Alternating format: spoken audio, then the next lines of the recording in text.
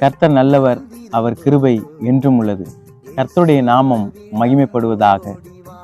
மத்தேயு 4ஆம் அதிகாரம் 17வது வசனத்துல வாசிக்கிறோம்.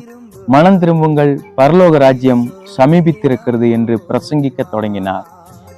ஆண்டவராகிய இயேசு கிறிஸ்து இந்த நாட்களில நம்மோடு கூட இடைபடுகிற வார்த்தை மனம் திரும்புங்கள் என்று சொல்லுகிறார்.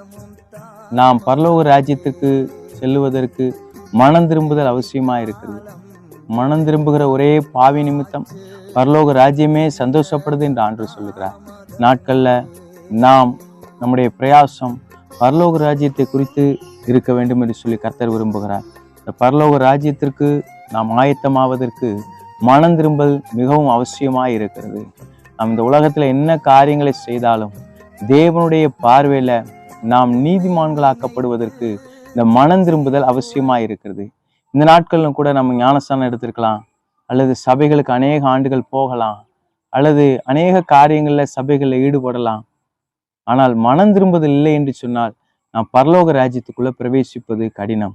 ஆண்டவராகிய இயேசு கிறிஸ்து சொல்லுகிறார், மனம் திரும்புங்கள், பரலோக ராஜ்யம் சமீபித்திருக்கிறது. ஆண்டவராகிய இயேசு கிறிஸ்து சீக்கிரம் இந்த பூமிக்கு வரப்போகிறார்.